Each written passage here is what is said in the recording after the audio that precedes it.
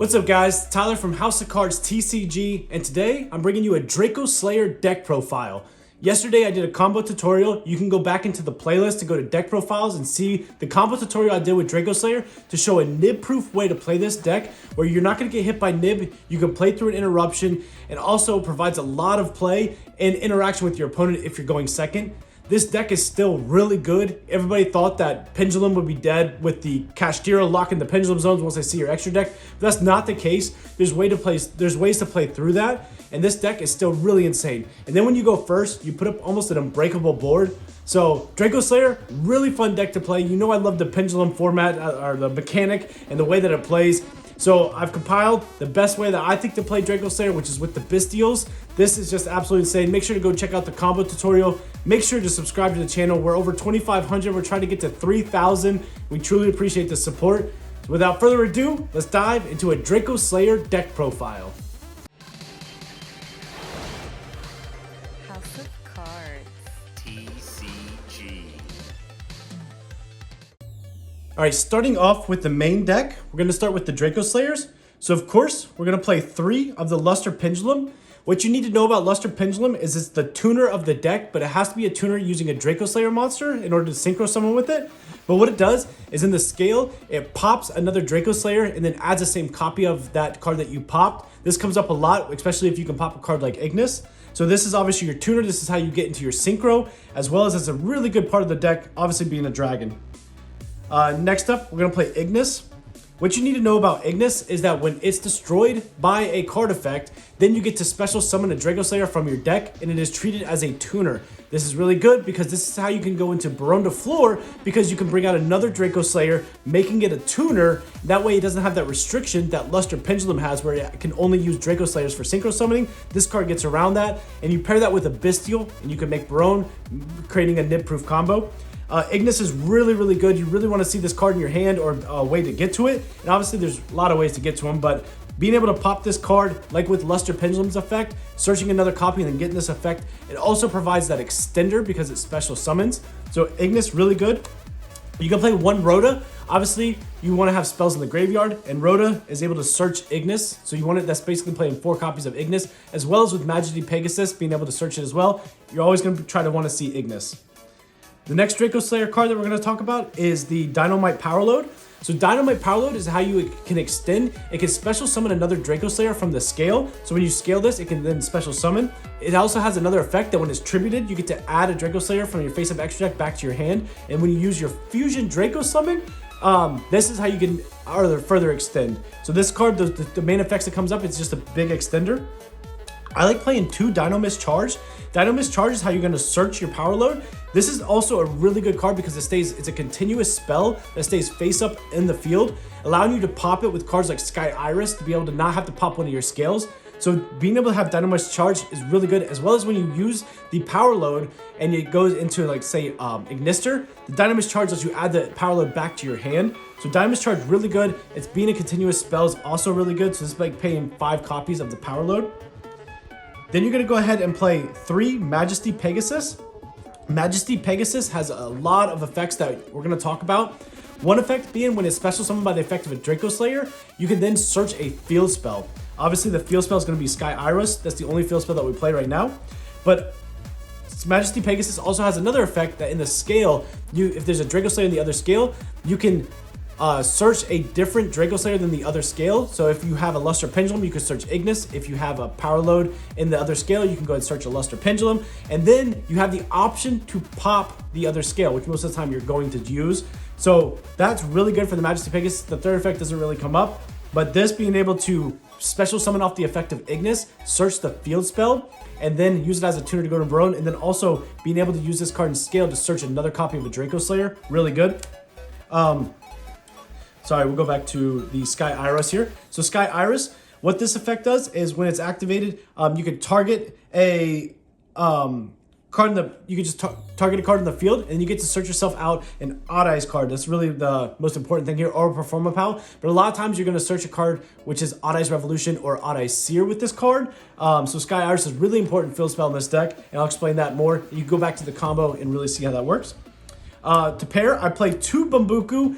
You could play 3 of Bambuku, but I like 2 because I don't want too many normal summons, and this is a Bystial Dragon deck. So given that, obviously there's another normal summon that's more important that I play 3 of. But Bambuku cannot be targeted, so it can't be imperm, but when it's normal or special summon, you get to either search a copy of the Bambuku or the Majesty Pegasus. So again, this is like playing 5 copies of Majesty Pegasus. So when all this works together, you have 5 copies of Majesty Pegasus. Majesty Pegasus can search any other Dracoslayer card, depending on what's in the other scale. Then you have Ignis, you have with the Rhoda, that's 4 copies of that. You have Dynamis Charge with the Power, that's 5 copies of that. So you can see how there's just an Odd Eyes Revolution that can search Luster Pendulum. There's always a way to get to 2 Dracoslayer cards in your hand, which is really the ideal goal. So you want to at least have 2 Dracoslayer names, and this is how the engine itself gets you into the Dracoslayer cards. The other normal summon we play is Skull Crobat Joker. When Skull Crobat Joker is normal summon, you get to add an Odd Eyes monster. That's really the most important key here in this deck. You can add either Odd Eyes Revolution or Odd Eyes Seer, depending on what you're missing. So this card is a great normal summon as well as follow-up. So you want to be able to normal summon this card, search out one of your Odd Eyes missing pieces that you need, and then you can even allow yourself to go into Vortex before 5 summons based on this being your normal summon. If you already have Odd Eyes Revolution, you can normal summon Joker. Joker can search Seer. Then that's already a Vortex Dragon up front before anything else goes off. Then we play 3 Odd Eyes Revolution Dragon. This is just insane. You always want to see this card in your hand. Odd Eyes is the heart and soul of this deck. What it does is you pay 500 and you can search any of your Dragon Pendulum monsters from your deck. There's a lot of Dragon Pendulums like Luster Pendulum or Odd Eyes Arc Dragon that you can search. So this card is also insane. So in scale, what it does is you can actually put in the scale, it can destroy itself, and when it does, you get to special summon back one of your Dragon Fusion, XYZ, any of those cards. So you can bring back the Ignister, which then is not once per turn, so you can use the effect. So you really want to go through 2 of these, maybe even 3 of these in a turn, and the Seer allows you to do that because it adds it back to hand, which we'll go over. But use the effect to search, set up your Omni Negate and Vortex, then you get it back to hand, and then you can search again if you need to, or you can put it in scale and use it as an extender to bring back your Ignister. Then we play 3 Odd Eyes Seer. You really want to see Seer in hand because this is an Omnigate.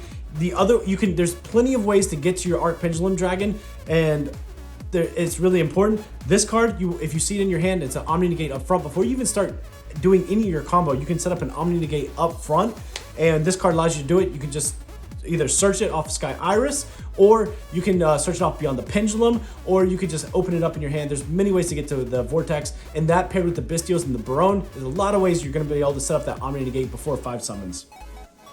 For one-ofs, play 1 Arc Pendulum Dragon. In the scale, when another Odd Eyes monster is destroyed, you get to special summon an Odd Eyes card from your deck. You bring out the Dissolver, and then what Dissolver does is you can activate the effect, and you can fusion summon using cards on the field. So you can use the Arc Pendulum Dragon and the Dissolver to bring out your Vortex Dragon, and then all you need is Seer. And then you have Odd Eyes Revolution Dragon. Obviously, this card right here. This can search the Pendulum Dragon, and as long as you have a way to Seer, you can scale both the Pendulum Dragon and Seer. Seer will activate, popping itself, and then it will be able to allow you to add the Odd Eyes Revolution Dragon back to hand. Since it was destroyed, Arc Pendulum Dragon will activate, bringing out the Dissolver. Then you use Dissolver's effect to fusion summon using both of those with Vortex.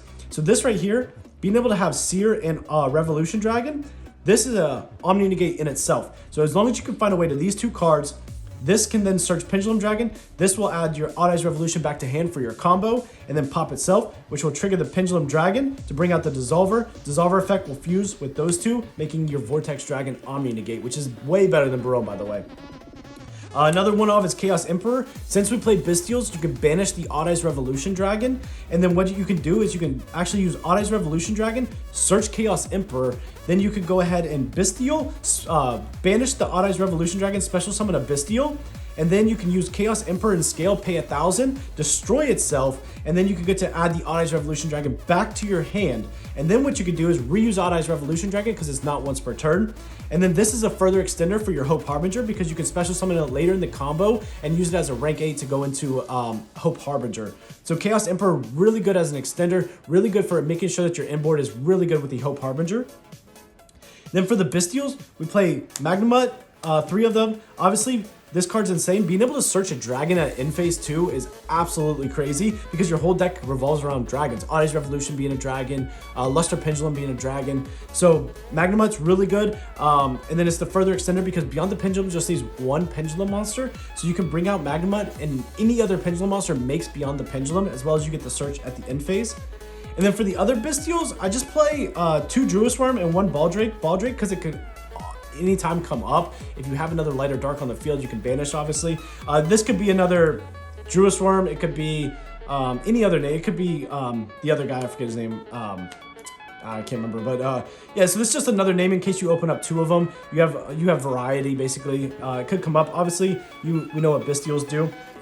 And then another one of is an Armor Phage Sloth. So Sloth is really good. It locks your opponents out of the extra deck. And you're going to bring this out with your Seal. So when you have Seal, you're going to be able to use the effect and then bring out Sloth. And there's a lot of protection around Sloth. With the Dracoslayer, that's a fusion.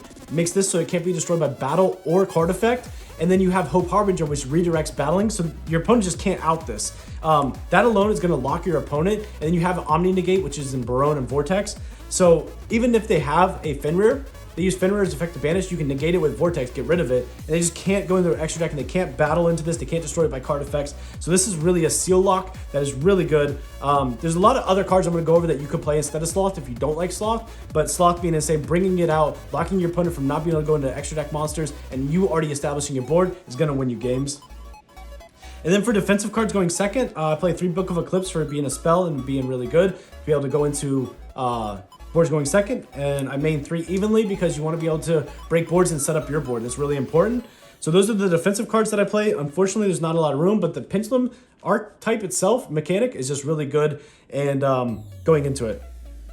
For the extra deck, so I play 2 Beyond the Pendulum because if your first one gets stopped, you want to have another one. And it's also really good in the grind game. Beyond the Pendulum, really good card. You want to make sure you have it. And then obviously, like I said, you can use any effect monster, 2 effect monsters, including a Pendulum monster. So the Bystials with the Pendulum monster can make your Beyond the Pendulum. Also, if you notice, I don't play the vanilla Dracoslayer. The reason why that you don't need to play the vanilla Dracoslayer is because you have plenty of low scales. The only reason why you play the vanilla Dracoslayer is because you need a low scale and it's searchable in the deck, being a dragon. But here's the thing.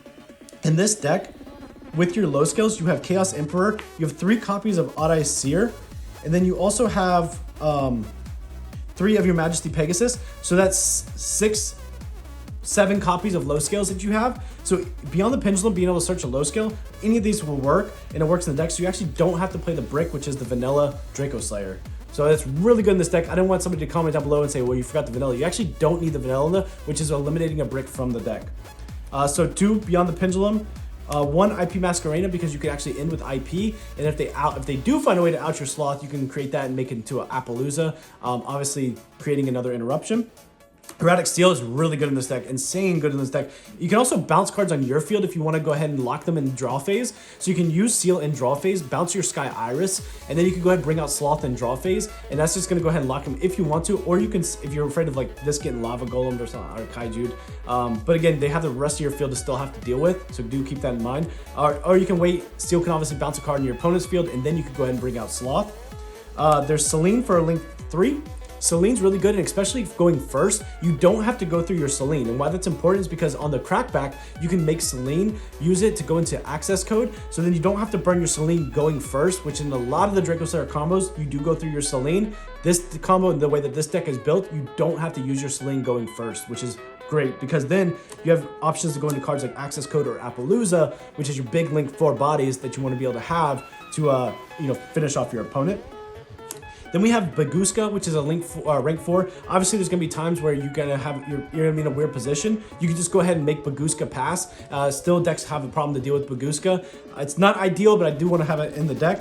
And then for a rank 8, you have Hope Harbinger. Hope Harbinger being really good, being able to redirect battles to itself, as well as being a spell negate by detaching 2. So this is really good. And then puts the Ignister back into the graveyard, which you can resummon with the Odd Eyes Revolution Dragon. So you're always going to end with an Odd Eyes Revolution Dragon or a Skull Crobat Joker for your follow-up, which is the Skull Crobat can search Odd Eyes. And then you can also scale it, bring back your Ignister that you can detach off the Hope Harbinger.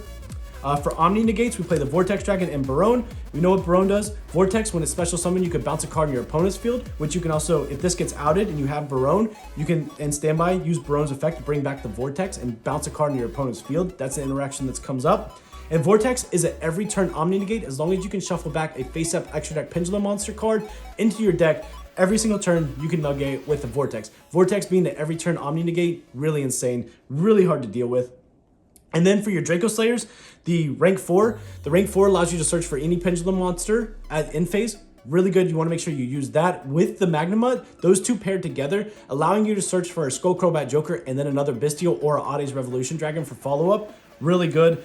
And then it also has an effect that it can special summon out a Dracoslayer monster as well from the extra deck. So you have to make sure there's a link pointing down that you can special summon because they're coming from the extra deck. So you have to make sure that a link arrow is available for this to be able to special summon back from the extra deck to a zone that a link monster points to or in the extra monster zone. You have the Dino Mr. Power. This card, when it's special summoned, you can go ahead and special summon a Dracoslayer from your graveyard or your hand. It's a really good follow-up and allows you to go into your full inboard. And then the Heart and Soul of this deck, which is the Ignister Prominence, as well as this card this is the card that I was talking about that has it so they can't out-sloth, because your Pendulum monsters can't be destroyed by battle or card effects as long as it's still on the field. That makes it really hard for them to out your Sloth. And I play 2 Ignister Prominence because Ignister Prominence is the Heart and Soul of the deck. You go into this and then you can special summon a Dracoslayer from your deck, as well as you can destroy a card on your Pendulum card on your field on the scale or on the field, and then you can shuffle a card on the field into the deck. That comes up a lot, and you can actually, when you need to use when you have your Beyond the Pendulum in the extra monster zone, you can use this effect, clear up your scale by popping it, and then you could shuffle your Beyond the Pendulum back into the extra deck, and then you could go into your seal and still full combo. So this comes up a lot, as well as you can use that going second. So Ignister Prominence, really good Heart and Soul of this deck. Again, go to the combo tutorial if you want to check out more on that. For additional deck options that I just wanted to provide for you, you could play the Triple Burst Pisty, but I just feel like it wasn't that good. When you can use the Ignister to shuffle back up Beyond the Pendulum, it allows you to go into more grind game options. So this never really came up, so I eliminated that from the extra deck. You could also play Scarlet Red Dragon for time. I just don't like to play time cards in general, but you could play this and then you could go ahead and burn for time. These are options as sealed targets. You can bring out Kokimiri Dragon. They can't special summon light or dark monsters, but with Kashtira in the format, this isn't that good. Grand Tusk. So Grand Tusk allows you to just, if this is normal special, you can target up to 2 other cards on the field and destroy them. So this allows you to destroy 2 cards. If you have Ignis in scale, you can actually pop your own Ignis on your opponent's turn and get that effect. And then obviously Aether. Aether allows you to go ahead and banish. I wish the scale wasn't a 4 because then it would be a really good target as opposed to Sloth, but it's not. So this is a banish. So these are just different targets you can play for Seal if you don't like Sloth. You could also play 3 Fenrir if you wanted to. This is a potential option for you in the deck. This is great because it allows you to special summon, which is extender. If you didn't play Bystials, this is really popular in Dracoslayer because you can search, which allows you to have an extra discard off your Majesty Pegasus, as well as you can use Fenrir if you need it to go into Beyond the Pendulum. So Fenrir would be really good. I didn't like Pot of Prosperity, but you can obviously play it in this deck. I most of the time only use it for 3, and I don't like to play Pot of Prosperity if I'm only using it for 3. You could use a couple other cards. You could play Astrograph Sorcerer with Village of the Secret Spell. Yeah, that card that allows your opponent not to be able to activate spells. So this card you can special summon and then use the Village of the Secret Spellcasters and unlock your opponent out from being able to use spells. And then you can play Monkey Board and Odd Eye Synchron, which I don't like, with Entrainment, and that can allow you to go into Burn pretty easily. So there's just a couple options. For the side deck, you want to be able to side in and break boards. So we're going to play 3 Kurikari because this is an extender that allows you to go into Beyond the Pendulum as well as wipe a lot of your opponent's board. And then if you don't have Thrust, there's options for that, and I'll show you. But you can play Harpy's Feather Duster, Mind Control, and Change of Heart. These 2 cards really good because, again, you can steal your opponent's monster and use it to actually go into the Beyond the Pendulum. And then you can have Dark Ruler, 3 Imperm because Imperm's really good going second, and 2 D Barriers. Now, if you don't want to play Thrust, there's obviously a lot of options. You can play a 3rd D Barrier and your Dark Rulers because Dark Ruler is going to be really good. You just want to break the board, and once you establish your board and set it up, it's basically impossible to beat. You could actually play 3 Solemn Judgment with Ariande. So if Ariande is destroyed, which obviously this deck does a lot of destroying, you can then reveal to your opponent 3 judgments, and then it allows you to add a judgment to your hand. I just don't like dedicating 4 side deck options to going first when going first board is already insane. So this is just too bulky. So going second is really where this deck's going to struggle. So I want to dedicate my side deck to going second. But this is an option for you. You can play Kaiju's Called By. Of course, there's obviously Talents, which is good, and it's a spell for Celine. And then you can play Nib. So there's just some side deck options.